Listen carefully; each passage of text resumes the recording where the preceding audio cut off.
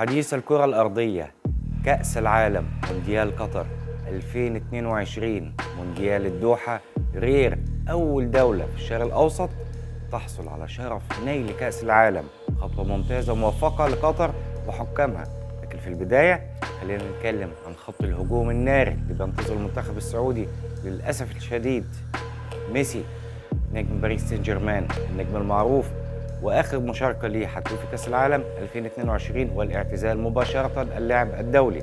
وكمان اللاعب صانع المعول، اللاعب الرائع بالفعل نجم اليوفنتوس، لاعب مميز للغايه واتم شفاه وجاهزيته تماما من المنتخب السعودي. نتمنى التوفيق للاخضر على الاقل بعد خماسيه الامارات اليوم في قلق نوعا ما. ما ننساش كمان نجم الفارس، نجم مانشستر سيتي الانجليزي، اللاعب المخضرم اكثر من رائع، احترافيه، مراوغات، منظومه جماعيه في قياده التانجو. سكوليني مدرب الارجنتين يرى ان المباراه تحتمل 50% 50%، غير مباراه بالمره.